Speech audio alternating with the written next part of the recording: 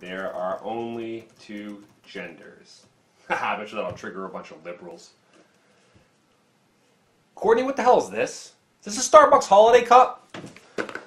Pour this out. Damn communists.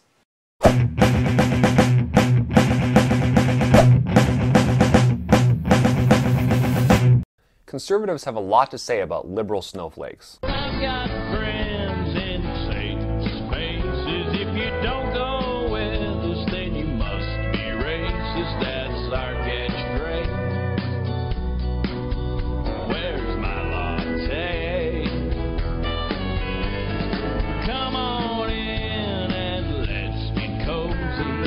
Showing off participation trophies. Watching CNN. So, all you worried snowflakes out there that are quaking in your boots, it's a happy day for you. You have a new anthem. Two comedian country stars standing up for conservatives and telling you guys out there always scared to knock it off. And it may be winter, but it's still melting season. Snowflake melting season, that is. Uh-oh, have I already offended you? Snowflakes falling from the sky. Snowflake, snowflake, you make me happy, I'm singing this song. I take it that a snowflake is someone who's easily offended at views that they disagree with. This is why criticism of snowflakery often goes hand in hand with criticism of political correctness and the perceived lack of ideological diversity on college campuses. One expresses their snowflakery by refusing to tolerate expressions of viewpoints with which they strongly disagree. This intolerance can take several forms, each more intense than the last. The mildest form of snowflakery consists in simply refusing to listen to or engage ideas that you strongly disagree with, even at the cost of giving up something that you really like some form of entertainment. The next most intense form consists in punishing people for their views in the private sphere, either via boycotts or firings, as a way of undermining their livelihood. And the most intense form consists in advocating for the active suppression of views that you disagree with, either in the private sphere by refusing people a forum on places like Facebook or Twitter, or in the public sphere by refusing people a forum on places like free speech zones on college campuses. But I've noticed that some conservatives, at least, can be equally trigger-happy and intolerant when it comes to views that they strongly disagree with. By and large, you won't find conservatives arguing that the government should suppress free speech or that companies should ban left-wing users, though even here sometimes conservatives have crossed this line as well. But you will find conservatives who are just as good at taking righteous offense at views that they disagree with as the snowflakiest of liberal snowflakes, all the while criticizing liberals for doing the exact same thing. And that's just not consistent. Sometimes the outrage is directed at what is perceived to be a manifestation of political correctness. Probably the best and most famous example of this is the conservative outrage at Starbucks having their employees and their cups say Happy Holidays instead of Merry Christmas. But being easily offended at perceived instances of political correctness is no less criticizable than being easily offended at perceived instances of political incorrectness, like when liberals rain down fire and brimstone on comedians that cross some sacred red line.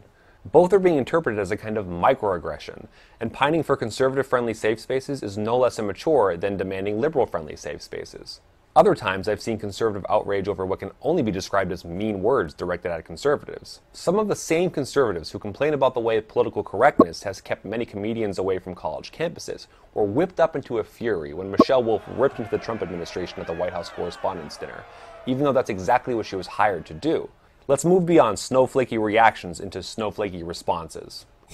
Droves of conservatives simply stopped watching NFL games when waves of players began kneeling during the national anthem to protest what they perceived to be systemic injustices against black people in the police force. Some were so triggered that they gave up a form of entertainment they enjoy simply because of 60 seconds of a protest they didn't agree with. You see those people taking the knee when they're playing our great national anthem.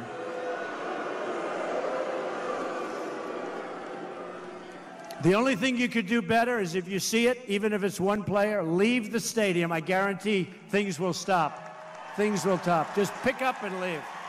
Pick up and leave. That's classic snowflakery. Some special little snowflakes even burn their NFL merchandise in protest. The declining ratings were so significant that Papa John's ended their sponsorship deal with the league. More recently, no doubt as an attempt to stop the financial bleeding, the NFL simply banned players from kneeling during the national anthem, a controversial decision that raised difficult questions about the relationship between corporate rights and the free speech rights of players. Since this isn't a video on free speech, I won't be weighing in on the constitutionality or the wisdom of this move. I bring this up simply to note that many conservatives cheered this move by the NFL, simply because they disagreed with what they took to be the content of these protests, namely that America and American values aren't worthy of respect. They want their NFL to be patriotic, at least as they understand patriotism.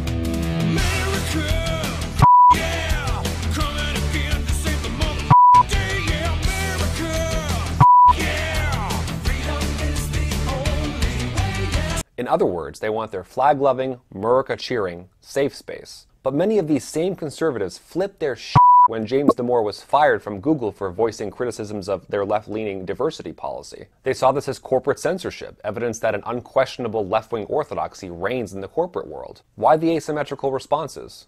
The only explanation I can come up with is that these particular conservatives don't really care about ideological or viewpoint diversity. They talk a big game about tolerance when their views aren't being tolerated, but they're perfectly happy marginalizing views they disagree with in other contexts, and they take offense as violently as the most doctrinaire social justice warrior you can imagine.